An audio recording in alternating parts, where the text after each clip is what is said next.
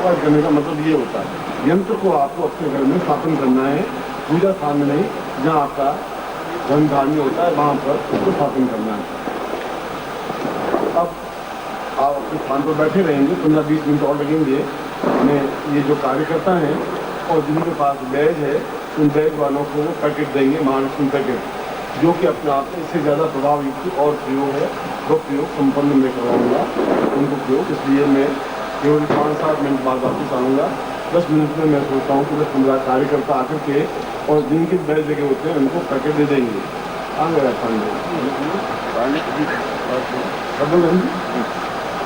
हो जाएगा।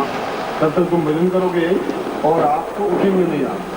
और जिन्होंने बैग लगाया है, जो साधक हैं, केवल वही पैकेट लें, बाकी लोग भी ले सकते हैं, आपत्ति नहीं है उसमें, मगर वो पैकेट लें। उसके लिए उसके बाद भी कोई पैकेट लेना चाहे हाथ खड़ा कर दे, साधक यहाँ आकर के आपको पैकेट दे देगा कि आपको जान देगा। तो किसी प्रकार की न्यूनता इस प्रयोग से भी वह प्रयोग अपने आप में महत्वपूर्ण है और ज़्यादा इफेक्टिव है। चिंता करने की किसी प्रकार की जरूरत नहीं है। और कार्यकर्ता को चाहिए कि वह 15 मिनट में इस काम को निपटाते, 15-20 लोग मिलकर एक साथ। ये दोनों यहाँ बैठे होंगे, मैं आपको 15 मिनट में वापस आता हूँ, निश्चित रूप से सफलता प्राप्त कर चुके हैं ये दोनों।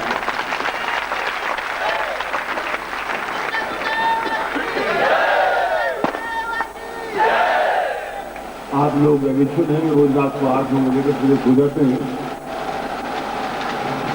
इसलिए आप लोग ऐसा लग रहा है विलम्ब है। मगर पूरे वर्ष में 365 दिन में या तो 3 रात्रि महत्वपूर्ण मानी गई है, या तो शिवरात्रि, उसको रात्रि कहा जाता है शिवरात्रि, या नवरात्रि, या लक्ष्मी दिन को काल रात्रि। इसलिए और कोई रात्रि नहीं होती, ये 3 योग रात्रि को ही होते हैं। और रात्रि का मतलब है 11 बजे से 4 बजे के बीच में कंप्लीट रात्रि कहलाती है। जो उच्च कोटि के साधक या तांत्रिक या योगी या सन्यासी होते हैं, उस समय में इस साधना को संपन्न करते हैं।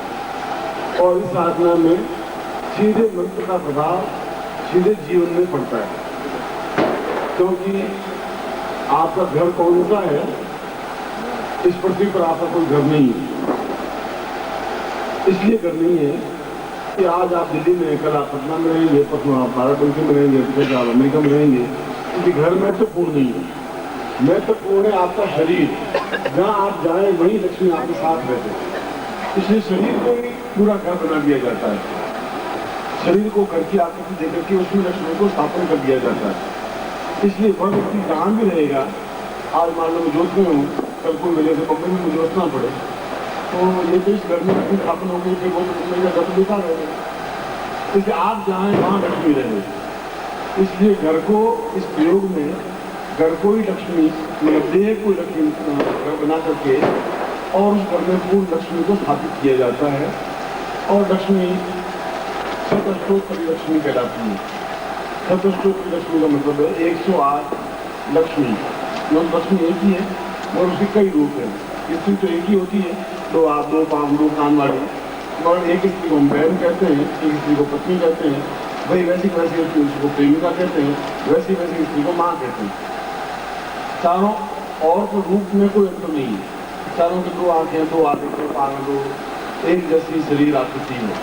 तो एक बहन कहलाती है, एक पत्नी कहलाती है, एक प्रेमिका कहलाती है, एक माँ कहलाती है।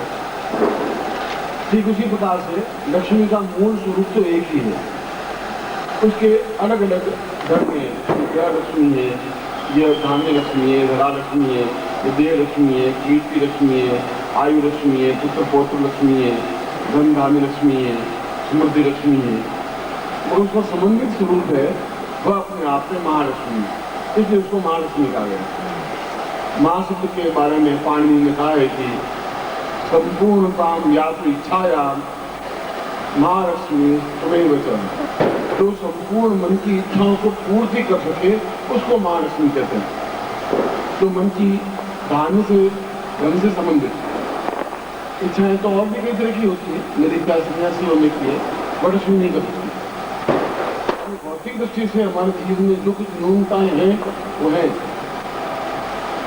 और इस प्रकार की लक्ष्मी को प्रेमिका के रूप में स्थापन किया जाता है। पत्नी अपने आप में एक दिन में 4 रूप धारण करती है, जो जिसको आप शादी करके लाए। वो आपकी पत्नी है, जो कि समाज में आपको सम्मान लेने में समर्थ है। पत्नी नहीं होगी तो आप हिंदू कहलाएंगे, सारा हिंदू आदमी है, सारा कोई और हिंदू से बड़ा देता है, कौन शादी करेगा इसको? तो वो आपको इज्जत सम्मान को देती है, इसलिए वो पत्नी है, पद देती है, पद को इज्जत सम्मान देती है। दूसरी स्त्री सलाहकार होती, मंत्री होती, जो तकलीफ होती है समाज में, क्या करना चाहिए, क्या नहीं करना चाहिए, हम क्या करें, ये मुसीबत आ गई, तो आपको सलाहकार के रूप में काम करती है। फिर पत्नी प्रेमिका के रूप में होती है, क्षण काम हो गई थी, रूपों में नहीं पाया। प्रत्येक क्षण जो परिवर्तनशील होती रहती है उसको प्रेमिका कहते हैं। पत्नी और प्रेमिका में कोई डिफरेंस नहीं होता। पत्नी एक जैसी होती है, रोज शाम को जो गुर्राती हुई दिन सामने आती है उसको पत्नी कहते हैं। कैसा बाबा आया, सब्जी लाया नहीं तो पहले कहा तो भूलेगा, उसका भूला नहीं भूला। और फिर जब मैं ऑफिस से आया हूँ तो याद तो कर, बस तेरे साथ शादी करके मर गई, कुछ बेकार हो गया, तो समझिए पत्नी है। और प्रेमिका बेचारी बोल नहीं सकती, इसलिए पत्नी को प्रेमिका को प्रेमिका बनना चाहिए।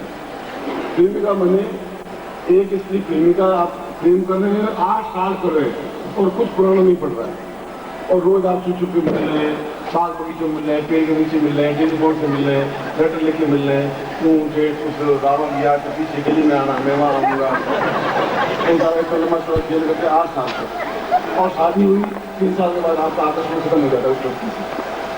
3 महीने में क्या हो गया? 3 महीने में ये हो गया तो प्रेमिका को तो रूप भूल गई। उसने तो आप लोग को अधिकार जमाना शुरू कर दिया कि मेरा घर है, मेरा अधिकार है, तुमको आना है 5 बजे, जो रूप दिए, वहाँ समस्या पैदा हो जाती है। क्योंकि पत्नी प्रेमिका रूप में भी होती है और प्रेमिका देवी के रूप में भी होती है। उसके घर में आने से घर में देवताओं का वास होता है। जब तक नारी के पूजन से गमन के तत्व देवता, जहाँ नारी की पूजा होती है, सम्मान होता है, वहाँ देवता निवास प्रदान दिया। क्योंकि उसी प्रकार से लक्ष्मी के भी सतत्व का रूप है और उन सतत्व रूपों को समष्टि रूप में महालक्ष्मी कहा गया है। और यह रूप, यह प्रयोग विश्वामित्र संहिता में भी है और कणाद में भी है, पुरस्त्र में भी है। और यही मंत्र की विशेषता ये है जो मैं दे रहा हूँ, ये सभी कम से कम 18 ऋषि हैं, 18 गोत्र हैं। ब्रह्मा के 18 पुत्र थे, उन 18 पुत्रों को ऋषि कहा गया। उन ऋषियों के जो पैदा हुए उनको गोत्र कहा गया। 1900 ऋषि इसलिए नहीं हुआ। ब्रह्मा के 18 पुत्रों को ऋषि कहा गया, वशिष्ठ, विश्वामित्र, कणाद, पुरस्तर, ये। और उनके जो संतान हुई उनमें से किसी एक ऋषि की आप संतान है, इसलिए वो गोत्र कहा गया। इसलिए आदि पुरुष ब्रह्मा था। उन्होंने भी 18 में से कम 14 ऋषियों ने इसी मंत्र की रचना की लक्ष्मी को प्राप्त करने के लिए। वेदों में उसको श्री कहा गया है, श्री चते लक्ष्मी पत्नियां बहुरात्रे, श्री लक्ष्मी पत्नियां बहुरात्रे। वो अपने आप में पूर्ण प्रेमिका के रूप में मुझे मेरी जीवन में पूर्णता दे, संपन्नता दे, श्रेष्ठता दे। इसलिए ये कालरात्रि अपने आप में कहलाती है काल पर विजय प्राप्त करने वाली, दुर्भिक्ष पर विजय प्राप्त करने वाली, अभावों पर विजय प्राप्त करने वाली, समस्याओं पर विजय प्राप्त करने वाली। और जीवन में बाधाएं आती हैं और लक्ष्मी उन समस्याओं की बाधाओं को निवारण करती है, चाहे वो किसी प्रकार की बाधा हो, भौतिक हो, दैहिक हो, शारीरिक हो, मानसिक हो, राजकीय हो, व्यापारिक हो, नौकरी पेशा जो कुछ भी हो, उन सबको दूर करने की जो क्रिया करती है उसको महालक्ष्मी कहा गया। लक्ष्मी और महालक्ष्मी 2 शब्द हैं। और जो वृद्धावस्था को यौवन में परिवर्तित करते उसको महालक्ष्मी कहा गया। इसलिए वक्त ये अपने आप में एक महत्वपूर्ण है ये जो पैकेट है। और इसमें मंत्र को पूरे शरीर में उतारा जाता है, शरीर में घर बनाया जाता है, ग्रह, और उस घर में लक्ष्मी को, महालक्ष्मी को स्थापित किया जाता है और सतत लक्ष्मी को स्थापन किया जाता है। इसलिए फिर बाकी चीज़ों की आवश्यकता नहीं होती कि ये चीज़ हो, ऐसा चीज़ होगी तो कार्ड होना लगेगा तो व्यापार होगा तो लक्ष्मी आएगी। लक्ष्मी आएगी तो आप कहीं बैठ जाएंगे, लक्ष्मी आ जाएगी। जब लक्ष्मी को आना है लेकिन आना ही है। वह अपने अगर मैं रेगिस्तान में बैठ जाऊँगा तब भी शाम कम से कम 1000, 2000, 5000 रुपये आ ही जाएंगे, रेगिस्तान में आ जाएंगे। बिहार में बैठ जाऊँगा तब भी आ जाएंगे, समुद्र में, बम्बई में बैठ जाऊँगा तब भी आ जाएंगे, अमेरिका में बैठ जाऊँगा तब भी आ जाएंगे। जहाँ महालक्ष्मी शुद्ध घर में स्थापन किए तो वो व्यक्ति जहाँ होगा महालक्ष्मी को आना ही पड़ेगा। इसलिए वेदों में भी लक्ष्मी की प्रशंसा की गई है। इसलिए आज रात्रि आपको लग रहा है लेट हो रहा है, मैं सोच रहा हूँ बिल्कुल ठीक मोड में मैं कार्य कर रहा हूँ, मैं संतुष्ट हूँ। आप रोज जल्दी सो जाते हैं, इसलिए हैबिचुअल हो गए, लेट हो गए, एंगेज नहीं हुए, हम ठीक समय पर और ठीक प्रकार से साधना स्वीकार समझाना है। वहाँ के सन्यासी शिष्य भी इंतजार कर रहे हैं, प्रतीक्षा कर रहे हैं। आज वो भी इंतजार कर रहे हैं, नहीं आए, उनके साथ भी घंटा 1.5 घंटा बिताना पड़ेगा, गुरु पूजन करना पड़ेगा, जाकर के खुदा समझाना पड़ेगा और ना सन्यासी से उनके बीच में जाना पड़ेगा। फिर अपनी बेटी की सावधान भी होगी। तब तक कोई 5:30-6 बजे के बज जाएंगे, मैं भी सोऊंगा नहीं। मेरी क्रियाकलाप दूसरे प्रकार का होगा, आपकी क्रियाकलाप दूसरे प्रकार का होगा। इसलिए अगर मैं सही समय पर आपको ये प्रयोग संपन्न करवाना चाहता था, वो कार्य तो मैं कर लूँगा अपने आप में। बहुत एक क्षण है, उस क्षण विशेष में सीधा समझाना है, घंटा 1.5 घंटा उनके बीच में व्यतीत करना है, उन योगियों के बीच में, सन्यासियों के बीच में, आधा घंटा खुद के साथ व्यतीत करना है। वे भी इंतजार करें, प्रतीक्षा करें, गुरुदेव नहीं आ रहे, क्या हुआ। जो सन्यासी स्थानों पर है वे प्रतीक्षा करें, क्या गुरुदेव क्यों नहीं आ रहे, क्या हुआ है। सभी लोग इंतजार करते हैं और सब लोगों को संतुष्ट करना मेरे घर में, उनको एक रास्ता दिखाना मेरे घर में कर्तव्य है, चेतना है। क्योंकि ज़्यादा समय आपके साथ बीता है, ज़्यादा समय आपके साथ बीत रहा है, तो समय की बात तो जो उनके साथ ज़्यादा बीता क्या करते आपके साथ बीतता है, तो भोजन करने में कोई दोष नहीं है। तो फिर आप अपने स्नान नहीं भी करें तो भी बैठ सकते हैं।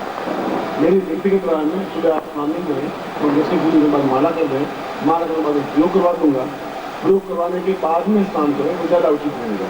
केवल हाथ पैर धो लें, यह आपके ज़्यादा उचित, क्योंकि यह तेजस्विता जो शरीर होगी और तेजस्विता अपने आप में समाप्त नहीं हो जाए कि नए सिरे से पूरा प्रयोग करना पड़ेगा। इसलिए कोई जरूरी नहीं होता स्नान करें, सन्यासी स्नान करते ही नहीं, राख मलते हैं और अपने 2-3 साल से स्नान नहीं करते, तिब्बत में स्नान करते नहीं, धनी संख्या मंदिर तक में स्नान नहीं करते। वायु स्नान भी होती है, मंत्र स्नान भी होती है, जल स्नान भी होती है। तो कोई जरूरी नहीं है कि स्नान से आप पवित्र होंगे, पवित्र होंगे मंत्र के माध्यम से पवित्र होंगे। इसलिए आप कर दो ज़्यादा से ज़्यादा और फिर मैं ग्रहण का प्रयोग करवा दूँ और ग्रहण का प्रयोग करवाने के बाद में जब पूर्ण प्रयोग हो जाए तब उसके बाद में फिर आप स्नान करें और उसके बाद में फिर प्रयोग करवाऊंगा। और क्या प्रयोग करवाऊंगा ग्रहण काल में, क्या क्योंकि ग्रहण काल में ना तो क्या बुलाया, ग्रहण काल में 2 प्रयोग है, एक प्रयोग है उसका 2 रूप है। एक तो ये बताया कि लक्ष्मी के जो प्रयोग है उसका उत्तरार्ध, यानी ग्रहण काल में ये जो लक्ष्मी प्रयोग करवाया है तो उसका एक हिस्सा करवा रहा हूँ, एक हिस्सा ग्रहण काल में ही होता है, जब ग्रहण सूर्य ग्रहण होता है या चंद्र ग्रहण होता है। ओम परम तत्वाय नारायणाय गुरुभ्यो नमः। ओम ह्रीं मम प्राण देह रोम प्रतिरोम चैतन्य जाग्रय ह्रीं ओम नमः। ओम भूर्भुवः स्वः तत्सवितुर्वरेण्यं भर्गो देवस्य धीमहि धियो यो नः प्रचोदयात्।